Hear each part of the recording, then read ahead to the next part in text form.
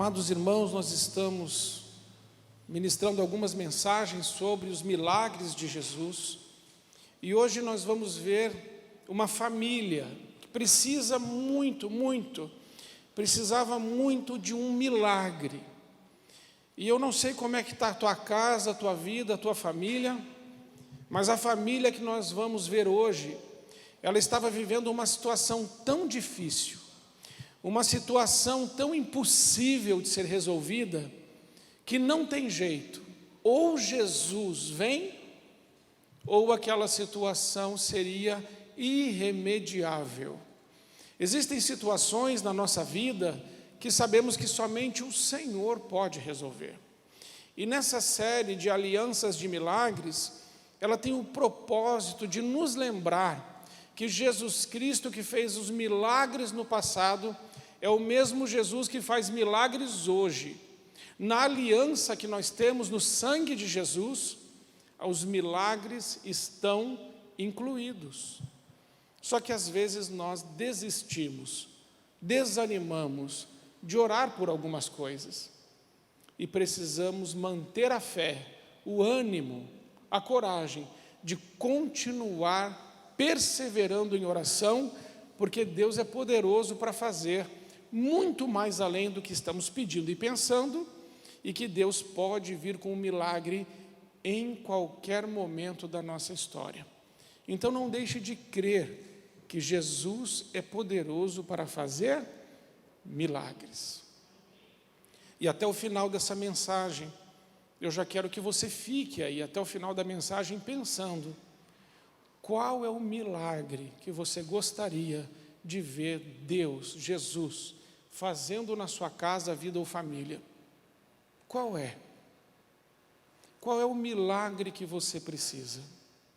Hoje nós vamos ver uma família que precisava muito de um milagre do Senhor Jesus.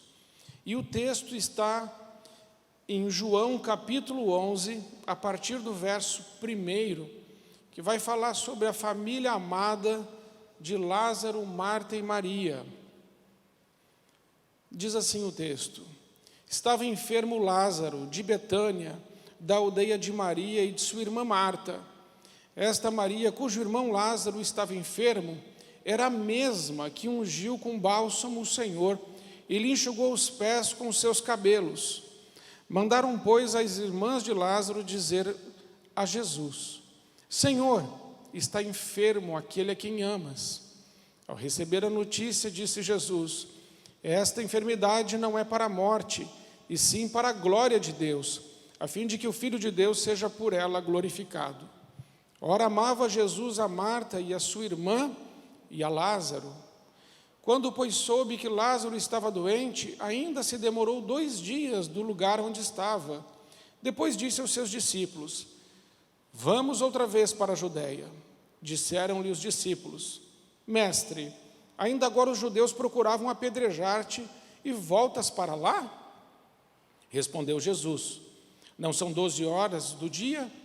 Se alguém andar de dia não tropeça, porque vê a luz deste mundo. Mas se andar de noite tropeça, porque nele não há luz.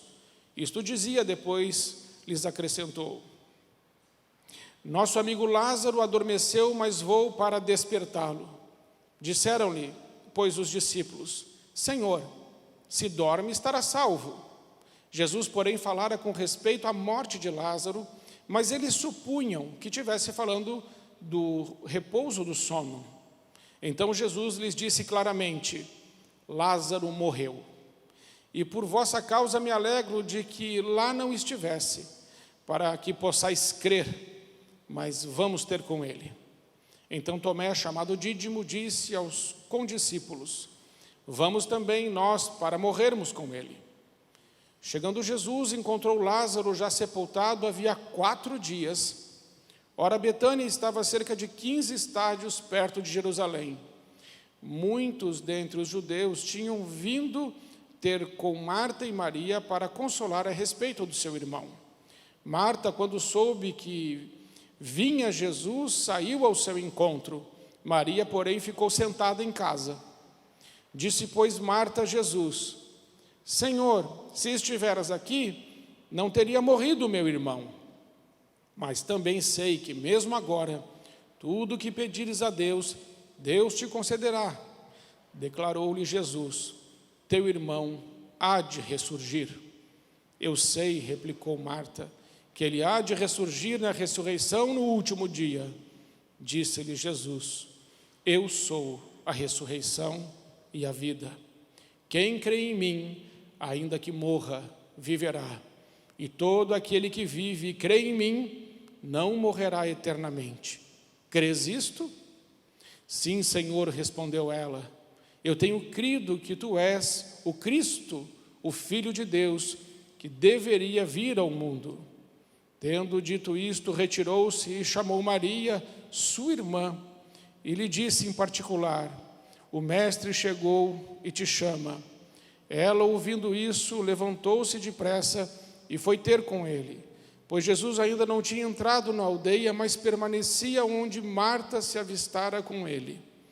Os judeus que estavam com Maria em casa a consolavam. Vendo-a levantar-se depressa e sair, seguiram-na, supondo que ela ia ao túmulo para chorar. Quando Maria chegou ao lugar onde estava Jesus, ao vê-lo, lançou-lhe-se aos pés, dizendo: Senhor, se estiveras aqui, meu irmão não teria morrido. Jesus, vendo-a chorar, e bem assim os judeus que a acompanhavam, agitou-se no espírito e comoveu-se. E perguntou: onde o sepultastes? Eles lhe responderam: Senhor, vem e vê. Jesus chorou. Então disseram os judeus: vede quanto o amava. Mas alguns objetaram: não podia ele, que abriu os olhos ao cego, fazer que este não morresse? Jesus, agitando-se novamente em si mesmo, encaminhou-se para o túmulo. Era esta uma gruta, a cuja entrada tinham posto uma pedra. Então ordenou Jesus: tirai a pedra. Disse-lhe Marta, irmã do morto: Senhor, já cheira mal, porque já é de 4 dias. Respondeu-lhe Jesus: não te disse eu que se creres verás a glória de Deus? Tiraram então a pedra e Jesus, levantando os olhos para o céu, disse: Pai, graças te dou porque me ouviste. Aliás, eu sabia que sempre me ouves, mas assim falei por causa da multidão presente, para que creiam que tu me enviaste. E tendo dito isto, clamou em alta voz: Lázaro, vem para fora. Saiu aquele que estivera morto, tendo os pés e as mãos ligados com ataduras e o rosto envolto num lenço. Então lhes ordenou Jesus: desatai-o e deixai-o ir. Muitos, pois, dentre os judeus que tinham vindo visitar Maria, vendo o que fizera Jesus, creram nele. Outros, porém, foram ter com os fariseus e lhes contaram dos feitos que Jesus realizara. Amém. Amados irmãos, aqui esse texto nos ensina muitas lições preciosas para a nossa vida. O tema dessa mensagem é: vem para fora. São as palavras de Jesus ao homem que estivera morto. E aqui a primeira lição que eu aprendo nesse texto está no versículo 3. Mandaram, pois, as irmãs de Lázaro dizer a Jesus: Senhor, está enfermo aquele a quem amas. Como conciliar? Como entender? Como conseguir equilibrar uma situação como essa? Está enfermo aquele em que tu amas. Como conciliar o amor de Deus com o nosso sofrimento? Se Deus nos ama, por que sofremos? Se Deus nos ama, por que perdemos pessoas tão queridas nesse Covid? Se Deus nos ama, por que homens e mulheres cristãos, autênticos, genuínos, sinceros, estão sofrendo num leito de hospital, ou alguns com paralisia, outros agonizando em dor, embora sejam pessoas de Deus. Como conciliar o amor de Deus com o sofrimento? Qual é o propósito do sofrimento? Qual é o propósito da dor? Por que Deus permite que a dor nos visite, o sofrimento chegue, a morte chegue? Por que essas coisas acontecem? Bem, neste caso, irmãos, nós vamos entender isso de uma maneira muito tremenda, que esta mulher que está aqui, irmã de Lázaro, a Maria, ela ainda nesse texto não havia ungido Jesus com aquele nardo puro, não havia ainda quebrado o vaso de alabastro para derramar sobre Jesus Cristo aquele perfume caríssimo que ela juntara durante toda a sua juventude e vida adulta, um perfume que era comprado gota a gota, era caro. Esse perfume valia, que ela quebrou, em outro texto a gente vê isso, valia o salário de um ano inteiro. Imagine você trabalhar um ano inteiro e dar todo esse dinheiro para comprar um perfume. É esse perfume que ela quebra, que era um perfume, na verdade, que era usado na noite de núpcias.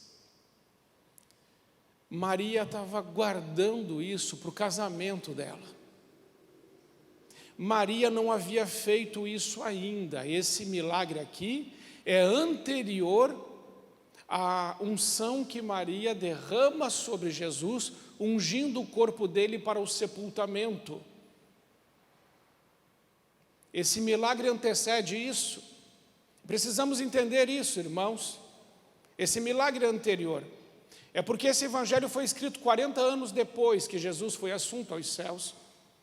E João está falando que Maria, que ungiu a Jesus, aqui no texto, ele está falando porque ela já era conhecida, porque Jesus Cristo disse acerca do que ela fez, todo pregador deveria dizer o que essa mulher fez. Esta adoração que ela deu a Cristo deveria ser contada por todos os pregadores do evangelho. Portanto, Maria já era uma mulher muito conhecida por causa disso. Por isso, João a cita aqui antes. A cronologia não está correta. Então, é por isso que estou explicando. E por que estou explicando isso? Para que você entenda o propósito de Deus, muitas vezes, no sofrimento. Maria aqui está sofrendo muito. O irmão dela estava morto, mas ela tinha uma expectativa. Quando o irmão dela ficou doente, ela mandou junto com Marta um emissário e diz: vai lá procurar Jesus e diz para Jesus: aquele que você ama, Senhor, aquele que o Senhor ama está doente. Ela não disse assim, aquele que te ama.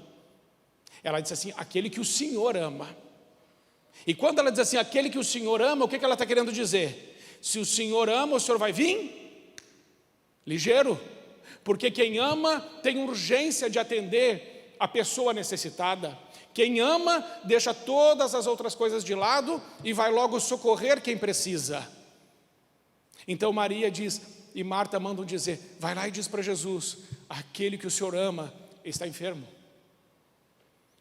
Quando o mensageiro chega para Jesus, depois de andar cerca de 32 quilômetros, isso é um dia de caminhada, ele chega até Jesus, e eu estou contando com detalhe porque eu quero que você entre na história. Entra na história. Agora o mensageiro já foi. Ele caminhou um dia, chegou a Jesus. Quando ele chega em Jesus, Lázaro já está morto. Lázaro morre no mesmo dia. E Jesus diz para o mensageiro, esta doença não é para a morte, mas é para a glória de Deus. E o mensageiro volta. Quando o mensageiro volta, já foram 2 dias. E ele chega e diz assim, Maria e Marta, Jesus mandou dizer que essa doença não é para a morte, essa doença é para a glória de Deus. E elas olham com certeza para ele e falam assim, Lázaro já está sepultado hoje, tem 2 dias. Eu não estou entendendo. Eu não estou entendendo como isso que Jesus disse pode se encaixar. Jesus está dizendo que isso não é para a morte, mas o meu irmão está morto tem 2 dias. E agora a Maria e a Marta, elas estão vivendo uma crise. Como conciliar esse sofrimento com o amor de Deus e Jesus não chega? E eu estou vivendo uma dor, eu estou vivendo um problema, tem alguém da minha família que está morrendo, meu casamento está acabando, meus filhos estão nas drogas, o meu trabalho, eu estou sofrendo perseguição, as coisas não estão acontecendo, a minha vida emocional, ela está muito complicada, e Jesus não chega. E nesse tempo que Jesus não chega, o que começa a acontecer no coração de Marta e Maria? Elas começam a perder a fé, elas começam a perder a esperança. Sabe por quê? Porque nós temos dificuldade com a segunda coisa: como conciliar o amor de Deus com a demora de Jesus. Elas tinham urgência, e Jesus estava só um dia, e Jesus vai no 4º dia. Quando você está sofrendo uma dor muito grande, 1 hora é muito tempo. Quando a dor é aguda, 1 minuto pode ser muito tempo. Quem já se queimou na cozinha sabe. Estava fazendo o almoço, se queimou. Aquela hora que você se queimou, quanto tempo leva para passar? Fica com a mão embaixo da torneira um tempão, pega um gelinho. Já aconteceu comigo, por isso eu sei. É ruim. Quando você está numa fila, é rápido? Não. Você já passou na frente da Caixa Econômica quando tem fila? Aquelas filas enormes? Quando eu passo, eu digo assim: Senhor, louvado seja o teu nome, que eu não preciso estar nessa fila. É desanimador de olhar. Mas quando a gente tem que estar, o que nos anima? Olhar para trás e ver que tem um monte de gente. Graças a Deus tem um monte de gente. Mas fila desanima. Marta e Maria estão na fila, e Jesus não chama a senha delas. Você está com a senha na mão: Senhor, eu preciso, e Deus não chama. E Deus não chama. E você vai ficando agoniado, e você vai ficando triste, e você vai ficando deprimido. E agora, como que eu posso conciliar o amor de Deus com o meu sofrimento? Como eu posso conciliar o amor de Deus com essa demora? Mas finalmente, no 3º dia, Jesus diz aos seus discípulos: eu sei que Lázaro está morto, e nós vamos lá. E Jesus anda um dia, e chega no 4º dia. Quando Jesus chega, Marta ouve falar: Jesus chegou aí. E ele está a 3 quilômetros daqui, a cerca de 15 estádios, diz o texto, mais ou menos 3 quilômetros. Jesus não entra na aldeia de Betânia, porque queriam apedrejá-lo. E Tomé já havia alertado: Senhor, nós vamos lá para morrer? Vamos, então vamos com o Senhor. Jesus para 3 quilômetros antes. Marta sabe, Marta vai. Mas como é que Marta vai? Marta vai falar com Jesus num tom de censura. Marta está brava, está indignada, está chateada, está triste, está frustrada. Ela tinha uma expectativa. Jesus ama a minha família. O texto diz no versículo 5 que Jesus ama Lázaro, Marta e Maria. E Jesus não veio. Quando ela enxerga Jesus, e ela está muito brava, penso eu, porque a primeira coisa que ela diz para Jesus qual é? Se o Senhor estivesse aqui, o meu irmão não estaria morto. Se o Senhor tivesse chegado antes, a gente não estaria passando por isso. E os judeus que estão com ela estão falando a mesma coisa. Não foi esse que curou o cego? Não foi esse que limpou o leproso? Se ele tivesse chegado antes, ele tinha salvado essa pessoa que ele disse que amava tanto. Muitas vezes, amados irmãos e irmãs, algumas coisas acontecem na nossa vida que não são boas, e nós passamos a nos relacionar com Deus da forma errada por causa disso.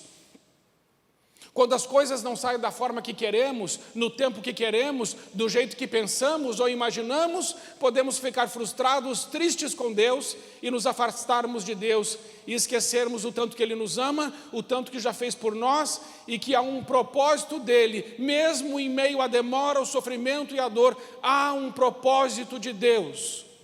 O fato de Deus nos amar não significa que nós não passaremos por sofrimento, que nós não ficaremos doentes, que nós não perderemos emprego, que não teremos problemas. O fato de Deus nos amar não nos deixa imunes. Até porque, quando olhamos para o Filho de Deus, Jesus, vemos que o sofrimento de Cristo, lá no jardim do Getsemane, quando chorou por nós, intercedeu por nós, e suou gotas de sangue, porque estava sendo espremido por causa dos nossos pecados e das nossas iniquidades, a Bíblia diz que a Deus agradou moê-lo. Há um propósito de Deus no sofrimento. O propósito de Deus no sofrimento de Jesus foi te dar e me dar a vida eterna. O propósito de Deus no sofrimento de Jesus foi nos passar do inferno para o céu, da morte para a vida, das trevas para a luz, do desespero para a esperança, da orfandade para sermos chamados filhos de Deus. Hebreus capítulo 5, versículo 8 diz: Jesus aprendeu por meio daquilo que Ele sofreu. Não existe aprendizado sem sofrimento. E o que Maria aprendeu? E o que Marta aprendeu? Bem, Marta aprende uma lição preciosa com Jesus. Quando ela chega e diz assim: Senhor, se o Senhor tivesse chegado antes, meu irmão não teria morrido. Isso é versículo 32. Antes, versículo 20. Marta, quando soube que vinha Jesus, versículo 20, saiu ao seu encontro. Maria, porém, ficou sentada em casa.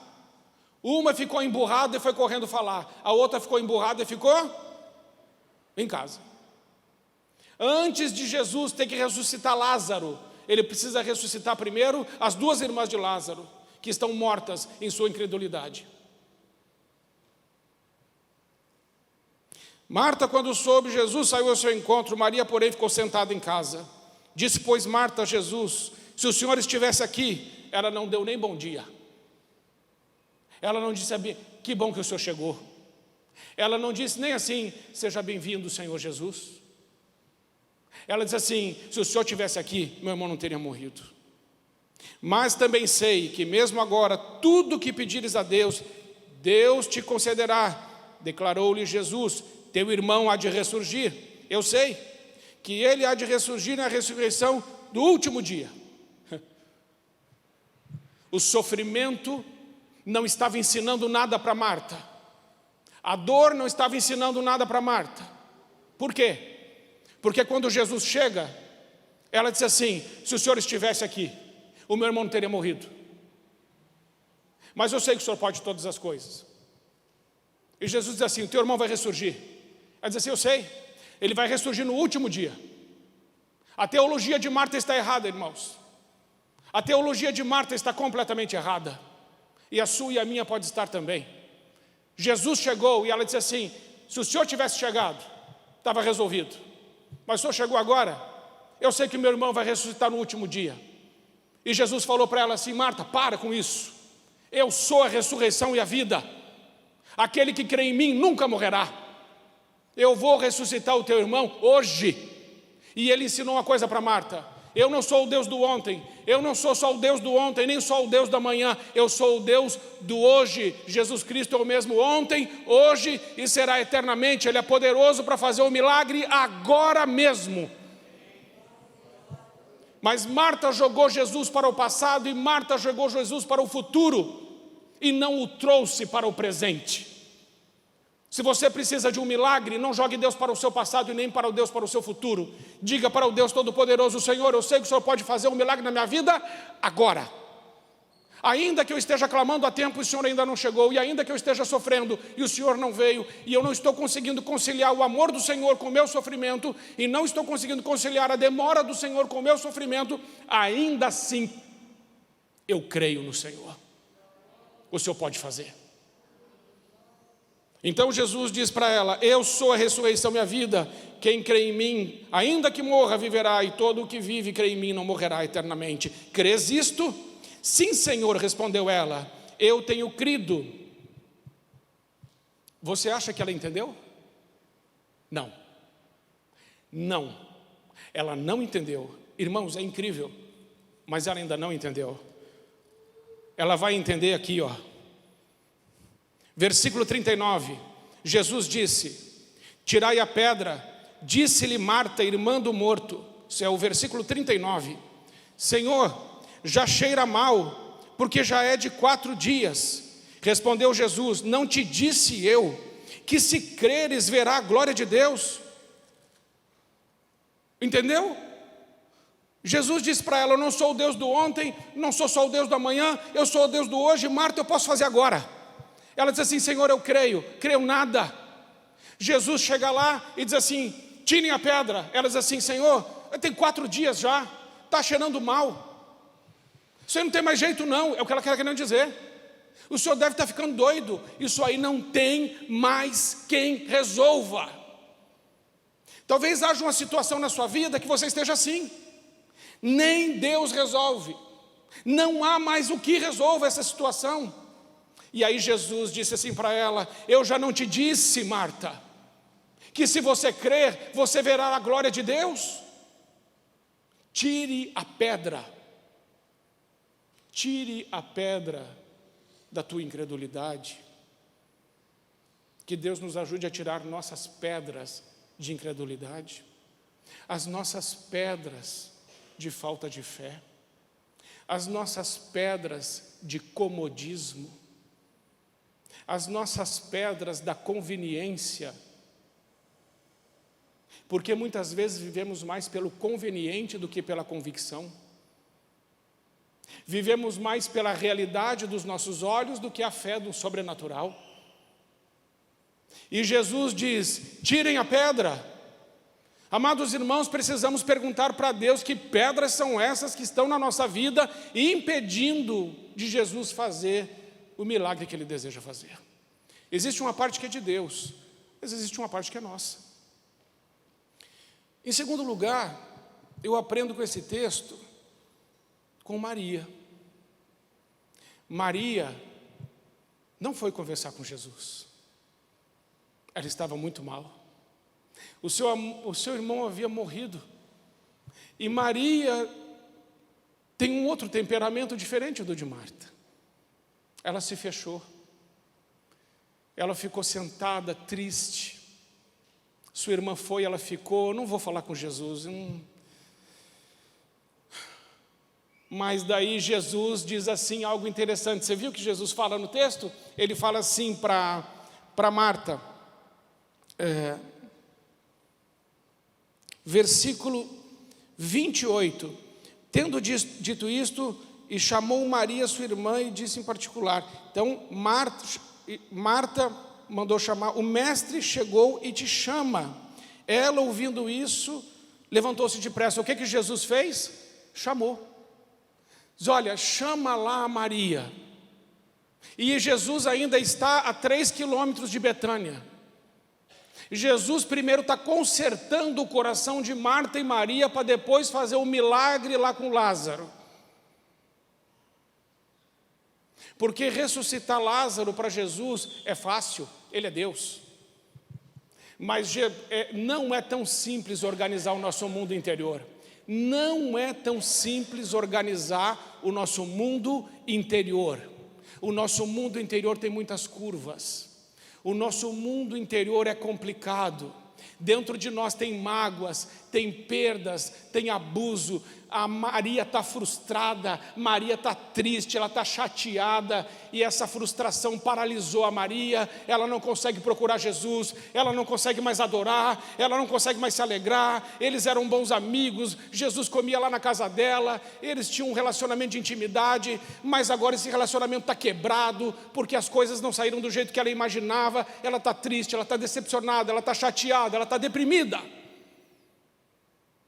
E quando uma pessoa está assim, Não adianta esperar ela vir, porque ela não vai vir. Talvez existam pessoas assim na sua família ou no seu convívio, que você está esperando, quando essa pessoa vai vir falar comigo? Vou dizer para você, nunca. É você que é uma pessoa de Deus, cheia do Espírito Santo, que vai dizer, vem, vamos conversar. Alguém precisa quebrar o silêncio. Alguém precisa arrancar as mordaças. Porque se a gente não quebrar o silêncio, se a gente não arrancar as mordaças, esse silêncio nos aprisiona. E esse silêncio impede Deus de fazer o milagre que Ele deseja fazer. Há quanto tempo você está em silêncio diante de algumas situações que você está vivendo? Tire as mordaças emocionais da sua boca. Rompa com esse silêncio, porque o silêncio nos aprisiona e os segredos dão brechas para o diabo agir. Jesus rompe o silêncio, chama Maria.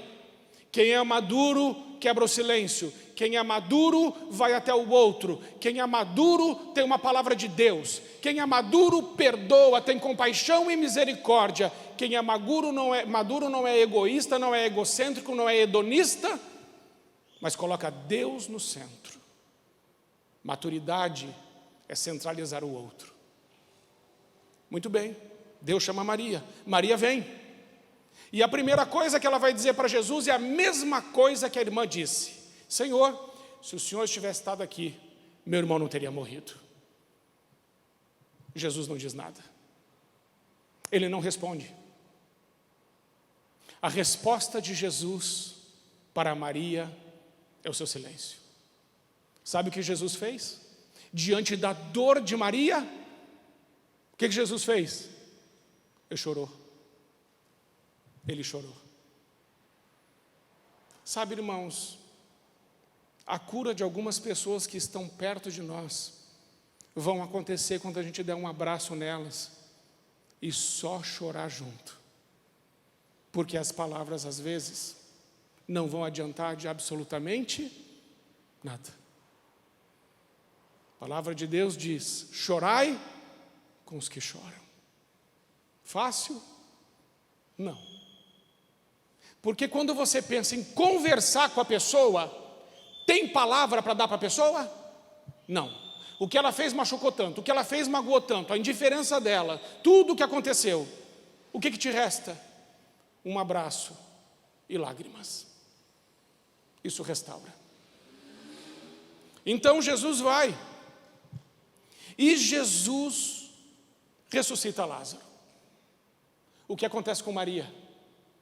Irmãos, o que acontece com Maria é que Maria agora se transforma numa outra mulher.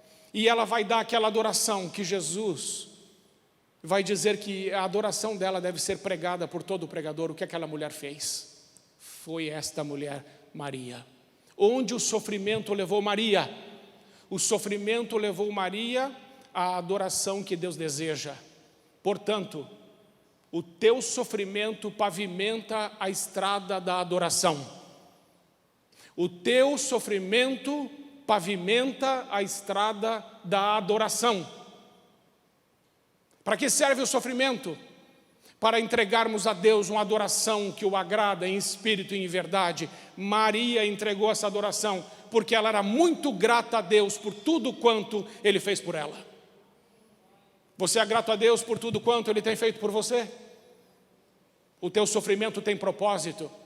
E o propósito do teu sofrimento, do meu sofrimento e da demora de Deus é que possamos adorá-lo de uma forma em que nada mais importe.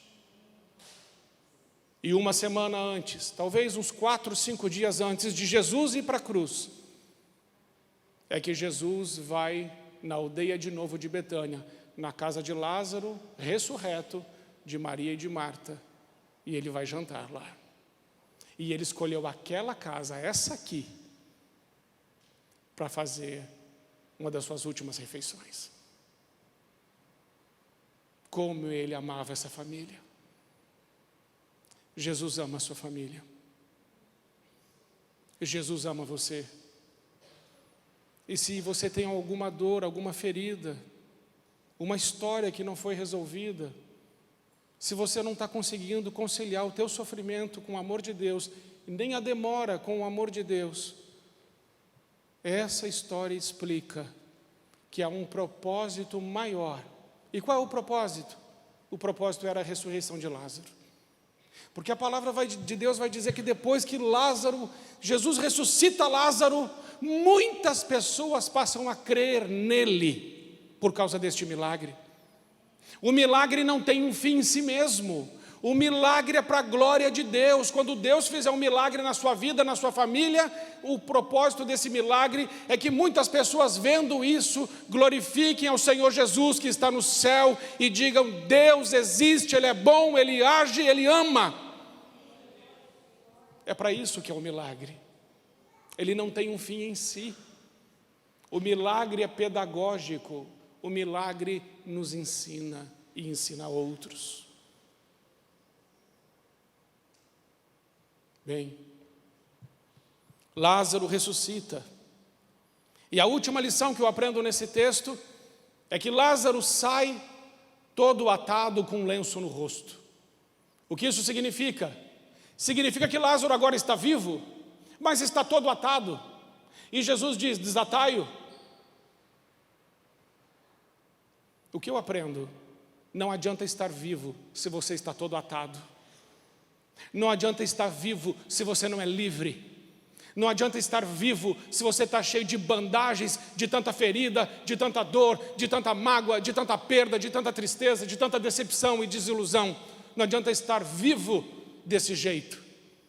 É necessário uma palavra de Jesus sobre nossa vida: desatai-o, tire as faixas, fique livre. Viva uma vida maiúscula, viva uma vida superlativa, viva uma vida que glorifique, que honre e exalte o nome do nosso Deus, viva uma vida digna de ser vivida, viva uma vida digna do sacrifício de Jesus. Essa é a vida que devemos viver, e não uma sobrevida. Não aceite com passividade algumas coisas, não tolere outras que estão em sua vida que não é vontade de Deus. E não aceite que o impossível cale a sua boca. Não aceite. Declare com os seus lábios que você tem um Deus, e Ele é o Deus do impossível. O anjo Gabriel disse a Maria: não se preocupe, Maria, tudo é possível àquele que crê. Jesus disse a Jairo com a sua filha que já estava morta: Jairo, somente creia. Só isso. O resto eu faço. Mantenha a tua fé. Não permita que o sofrimento e nem a demora de Deus roubem a fé de dentro do seu coração. Aquilo que você enxerga, que você diz que não dá, já está feito e realizado diante de Deus. Amém, irmãos? Eu vou chamar a equipe de louvor, nós vamos louvar a Deus, nós vamos orar. E nesse tempo, a minha oração vai se unir à sua oração. Eu vou orar agora, não só pela minha família, mas eu vou orar nesse momento por alguns impossíveis a nós. O impossível número 1 que eu vou orar é que o Rio Grande do Sul não seja mais o estado com a maior estatística de suicídios do Brasil. Eu não aceito mais isso. Jesus disse: eu sou a ressurreição e a vida. Esse estado não será mais marcado pela morte, em nome de Jesus. Eu vou orar também pela expansão do Evangelho, porque o Rio Grande do Sul é o estado que menos o Evangelho se expande no Brasil. Mas eu vou orar por isso. Eu vou orar para que o coração dos pais se convertam aos filhos e dos filhos aos pais, porque existem muitas famílias que estão desconectadas geracionalmente. Eu vou orar e pedir a Deus um milagre, o alinhamento geracional, todos na mesma mesa, todos se amando em nome de Jesus. E vou orar por outras coisas. Esses são os meus pedidos a Deus. Eu quero esses milagres, e eu creio que Deus também quer isso. E você? O que você vai colocar diante de Deus? Marta e Maria estavam perdidas no meio do sofrimento, não sabiam nem o que fazer. Mas você sabe. E por causa da história delas, você sabe que você pode agora entrar nos santos dos santos, pelo sangue de Jesus, pedir socorro e pedir uma intervenção do alto em favor da sua vida e da sua família. Portanto, por favor, não fique passivo. Não se intimide. Não deixe que a sua razão diga o que pode ou não acontecer. Sabe por quê, irmãos? Porque quando Jesus estava diante da tumba de Lázaro, e ele disse assim: tirai a pedra, todas as pessoas que estavam lá com ele olharam para dentro da tumba, para dentro da caverna. Mas o texto diz que Jesus não. O texto diz diferente. Diz que Jesus, olhando para o alto, e Jesus, versículo 41, tiraram então a pedra, e Jesus, levantando os olhos para o céu, disse: Pai, graças te dou porque me ouviste. Quando Jesus mandou tirar aquela pedra, ninguém olhou para o alto, todo mundo olhou para dentro daquela caverna onde Lázaro estava morto. O único que não olhou para dentro da caverna foi Jesus. Ele olhou para o alto e disse assim: Pai, o Senhor pode fazer.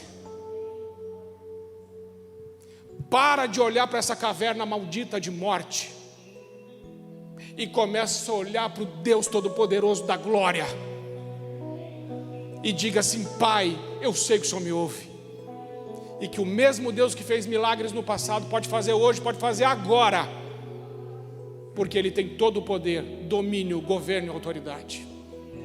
Amém, irmãos? Vamos ficar em pé. E eu quero que você deixe o seu lugar agora.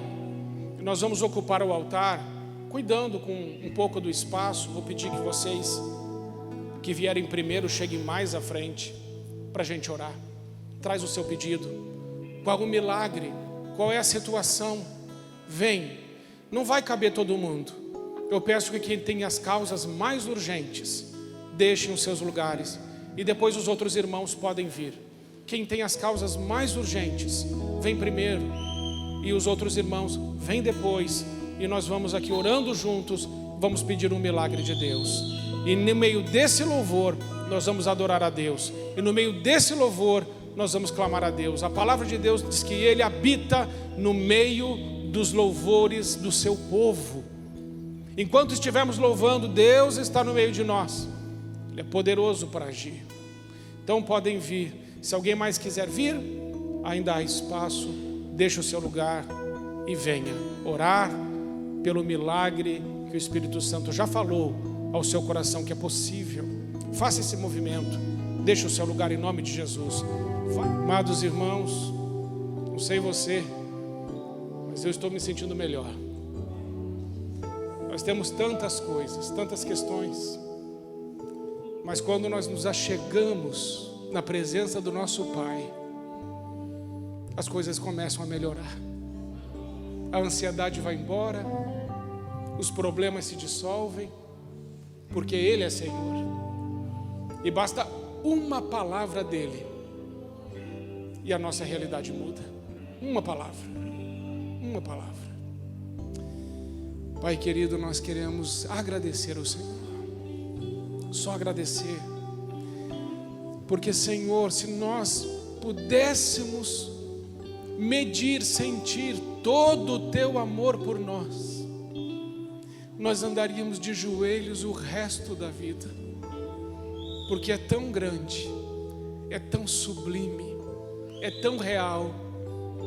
Ansiamos o dia e desejamos desesperadamente o dia estaremos contigo. Mas até lá, Senhor, até lá, mantenha cada um de nós em pé, firmes no Senhor, convictos que o Senhor não falha, determinados a viver vidas que exaltam o Teu nome. Pai, nós Te agradecemos por essa noite e consideramos todos os nossos pedidos como realizados por Ti. Descansamos em Ti. Agora que o amor de Deus, o nosso Pai, a graça do nosso Senhor Jesus Cristo E as eternas consolações do Espírito Santo de Deus estejam com você, com a sua família e com toda a igreja de Jesus Cristo, espalhada sobre toda a face da terra.